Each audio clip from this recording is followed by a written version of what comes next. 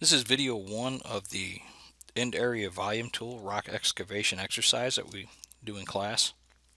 We are going to cover steps 1 through step 6 in this video.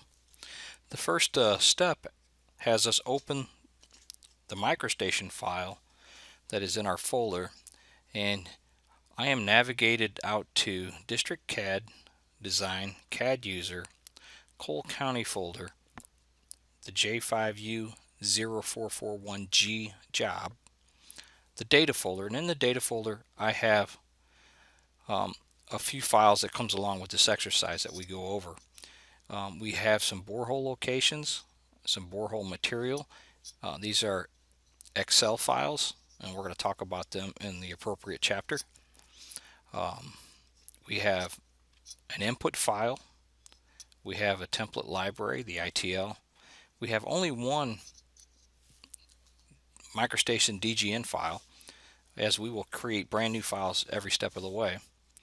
We also have an existing ground 10 that has been given to us from survey, and we will learn how to import that. Along with that, we have the job 441.gpk, which is our GPK for the job, and it has our alignments in it, and we're going to also import that. So what the exercise of step 1 asks us to do is open up the Microstation file, and I'm going to toggle over to the file I've already opened it to save some of the processing time. Once we open it up, that covers step 1 and moves us to step 2, which is import the Route 179 existing ground 10 using the Create from File tool. That tool can be located in the task tool groups, and under the task tool groups you're going to be looking for one called terrain modeling. So once you open that terrain modeling group up, the first set of tools, top left, is a Create from File. So we'll select that. It's going to navigate out. We need to go find our 10 file. So I have it located in District CAD, Design, CAD User, Cole, the job number, data, and once you drill down far enough, you'll find that Route 179 underscore existing underscore ground dot 10. We'll add that to the list and go ahead and hit the OK button. This brings up the import terrain model dialog, and you can see here's my terrain, my 10. It's checked on. This is the one we're going to import. You could do multiple. We just have the one to bring in at this time. So that in step 2, it also asks us to change the filter and a feature definition. So it's looking for a US survey feet for the filter. So we'll go to the filter area, the source file units, hit the pull down, and navigate down to the US survey feet. The next option is that feature definition. Right now it's set to no feature definition. So what we're going to do is we're going to select it. You get a couple options. We're looking for terrain display. We're bringing in a 10, which is our surface, a terrain. We'll hit this plus sign to open it up, and it asks for us to choose the existing boundary. So I'm going to go down, navigate down till I find that existing boundary. I will select it, and it's all set up. This dialog's as good as it needs to be. Next part of it is to hit the import and bring that surface in. There's on the tool itself, there's a fit view button, so you can select it,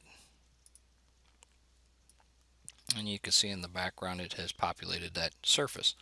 So now all we need to do is close it.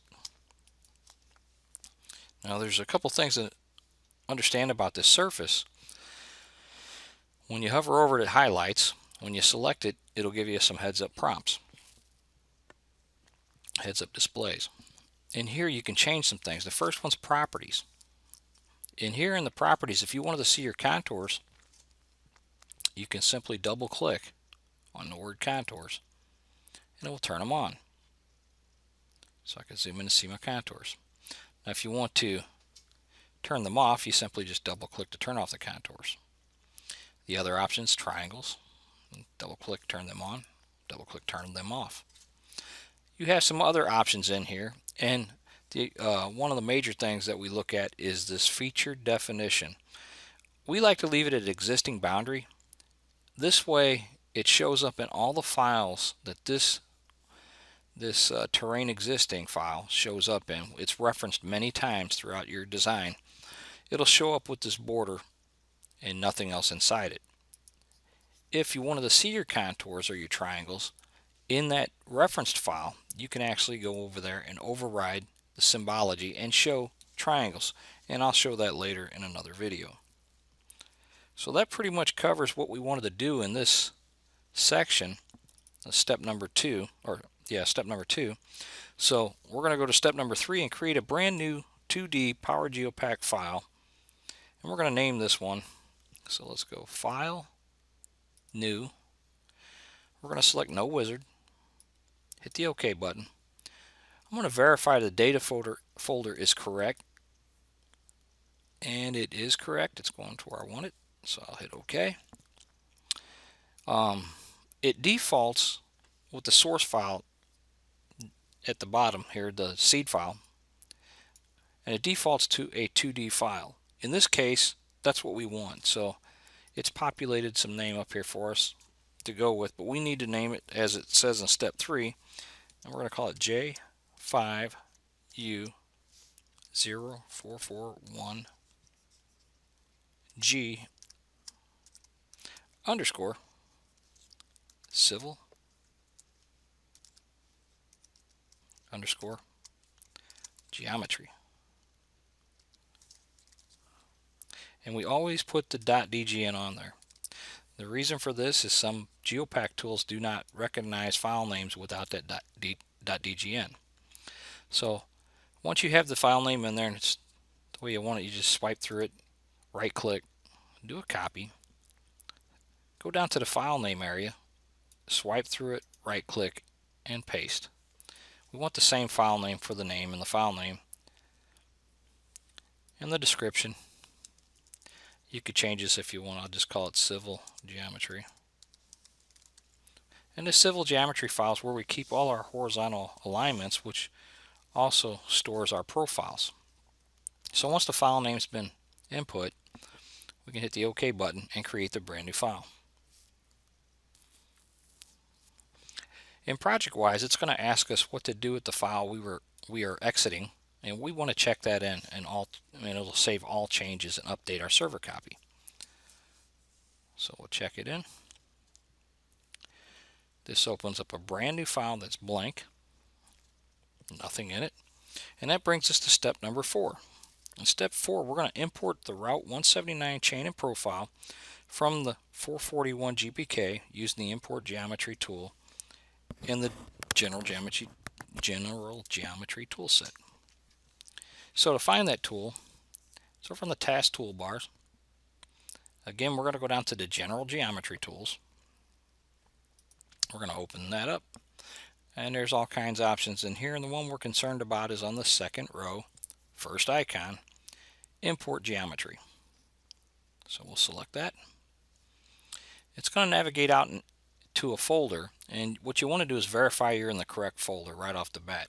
Mine's defaulted to the correct location, so I'm OK. And all we're looking for now is the GPK.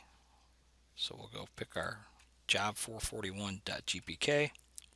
We'll open it. It brings up an import geometry dialog.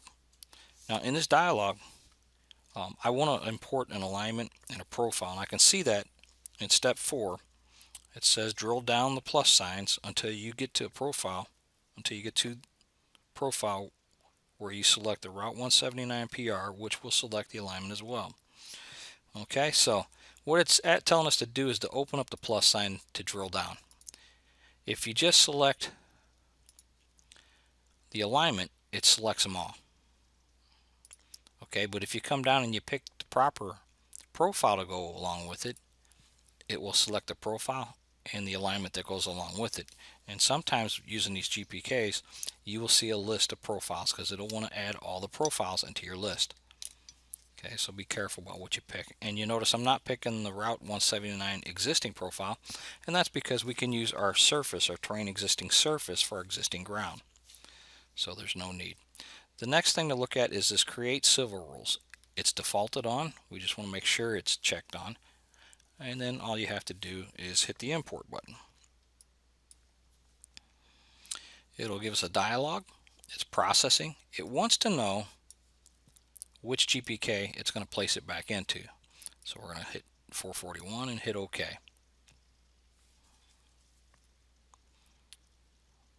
And we shall wait.